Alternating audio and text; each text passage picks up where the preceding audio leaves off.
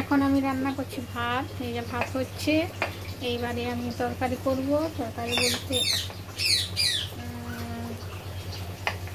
খুচরো ডিমের আলু খুচরো ডিমের মাছ তরকারি, সব কিছু দিয়ে ভাজা ভাজা করে তরকারি করবো। জিরা ফোড়ন দিয়েছি, লঙ্কা দিয়েছি। এবারে দেবো আলু ভাজা ভাজা করবো।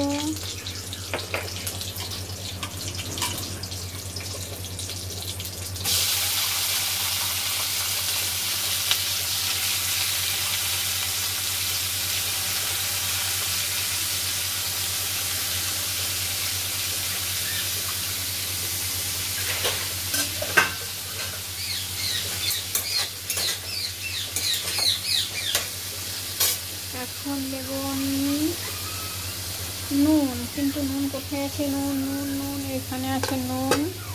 নুনটা নিয়ে আসি, নুনটা দিয়ে দিয়ে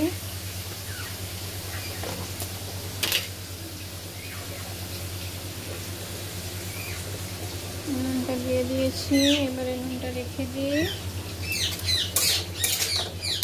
এবারে নুনটা দিয়ে একটু আলুগুলোকে ভাজা ভাজা করে নেব। একটু করে হলুদ দেব। আমি কিন্তু খুব একটা বেশি মশলা দিয়ে করি না, কিন্তু একটু আমি পেঁয়াজ দেবো। এখন এই মুহূর্তে একটু পেঁয়াজ দিয়ে দেবো।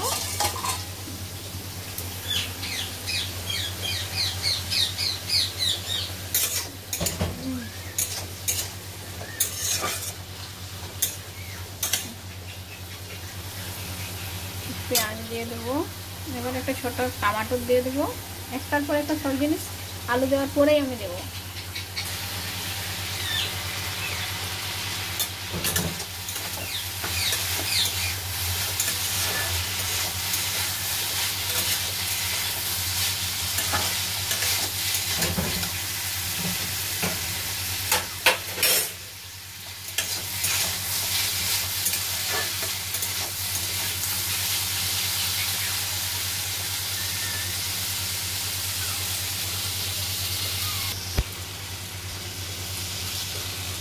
হলুদ গুঁড়ো, জিরে গুঁড়ো আর ধনিয়ার গুঁড়ো দিয়েছি। এবার একটু হালকা ভাজা ভাজা করে নেব।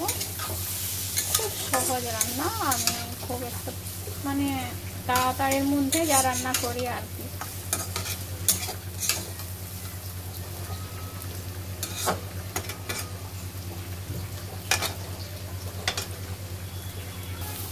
এবারে আলুটা ভাজা ভাজা হয়েছে। এবারে আমার ডিম দেওয়ার পালা। এবারে আমি ডিম দেব।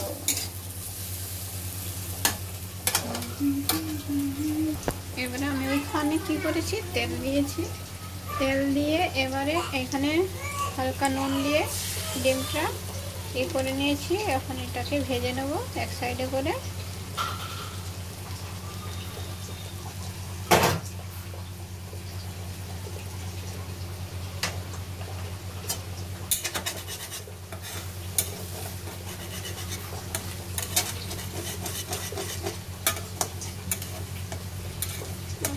করে ভেজে নেব। ডিমটা ভাজা ভাজা হয়েছে। এবারে আমি এটাকে একসাথে নেড়ে মাখিয়ে নিচ্ছি।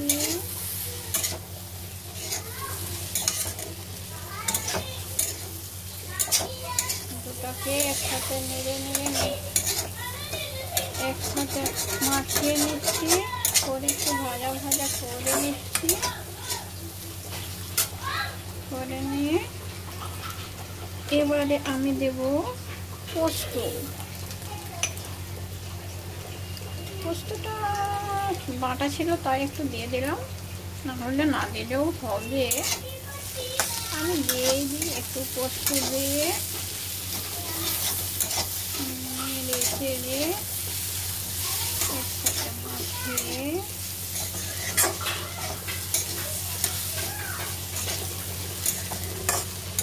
কষিয়ে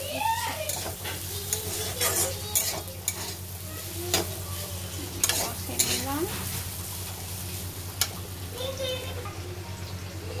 এবারে আমি জল মিশিয়ে দেব।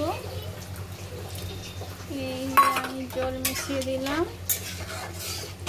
খুব একটা বেশি জল দেব না, আলুগুলো সিদ্ধ হওয়ার মতো জল দিয়ে দিই।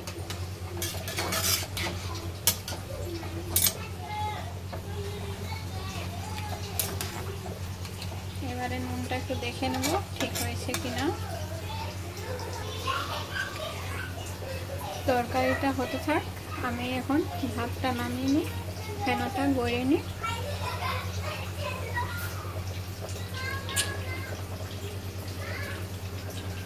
তরকারি ফুটুক। এই যে তরকারি